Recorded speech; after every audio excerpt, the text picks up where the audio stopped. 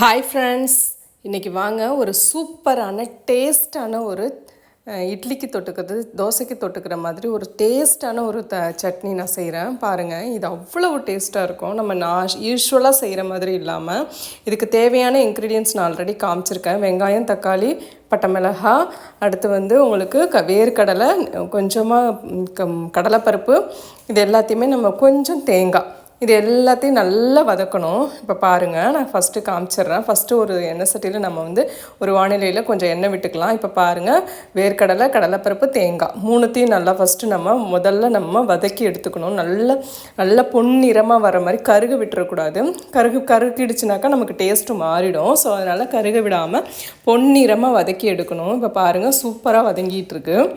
இப்போ இந்த மாதிரி ஸ்டேஜில் நாம் நெக்ஸ்ட்டு வெங்காயம், தக்காளி, மிளகாய் ஆட் பண்ணணும்.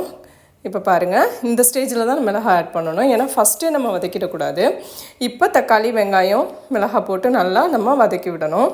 இப்போ பாருங்கள், சூப்பராக ரெடி ஆகிட்டுருக்கு. இந்த மாதிரி நீங்கள் செஞ்சு பாருங்கள். அப்படியே இந்த வீடியோ பார்த்துட்ருக்கவங்க சேனல் சப்ஸ்கிரைப் பண்ணிக்கோங்க. இந்த வீடியோ பிடிச்சிருந்தால் லைக்கும் கொடுங்க. ஸோ உங்களுக்கு யூஸ்ஃபுல்லாக இருக்கும். சட்டுன்னு ரெடி பண்ணிடலாம். நம்ம காலையில் மார்னிங் ரொட்டீனில் இட்லிக்கு என்ன செய்யலாம் அப்படின்னு யோசிக்கும்போது இந்த மாதிரி வதக்கி அரைக்கும்போது சூப்பரான ஒரு சட்னி ரெடி ஆகிடும். நான் இன்றைக்கி எப்படி சூப்பராக ரெடி பண்ணியிருக்கேங்கிறது பாருங்கள். டேஸ்ட்டு அல்டிமேட்டாக இருக்கும். நீங்கள் ஒரு டைம் செஞ்சிங்கன்னா அடிக்கடி திருப்பி செய்ய தோணும். அந்தளவுக்கு டேஸ்ட்டாக இருக்கும்.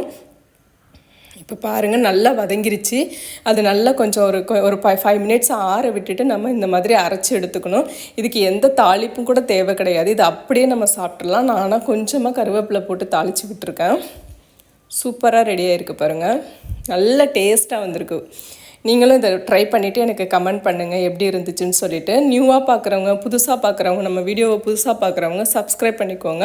உங்களுக்கு யூஸ்ஃபுல்லான வீடியோஸ்லாம் நான் அப்லோட் போட்டுட்ருக்கேன். ஸோ உங்களுக்கு பிடிச்சிருந்துச்சுன்னா லைக்கும் கொடுங்க, கமெண்ட்டும் பண்ணுங்கள். என்ன மாதிரி வீடியோ போடலாங்கிறதையும் நீங்கள் கமெண்ட் பண்ணுங்கள். பாருங்கள், அதோட நான் ஒரு முட்டை தோசையும் போட்டுட்டேன். ஏன்னா இதுக்கு எப்படி சாப்பிட்லாம் அப்படிங்கிறத நான் காமிக்கணுங்கிறதுக்காக ஒரு தோசை ஒன்று போட்டேன். முட்டை தோசை சூப்பராக இருக்குது பாருங்கள்.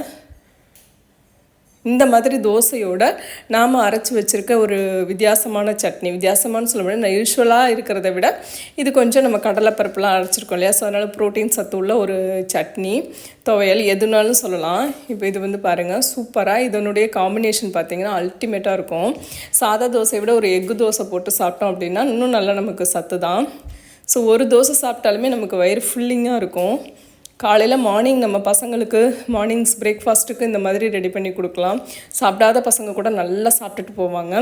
ஸோ நம்ம சூப்பராக ரெடி பண்ணி இந்த மாதிரி ரெடி பண்ணி கொடுங்க. இந்த சட்னி ட்ரை பண்ணி பார்த்துட்டு எனக்கு கமெண்ட் பண்ணுங்கள். எப்படி இருந்துச்சுன்னு சொல்லுங்கள்.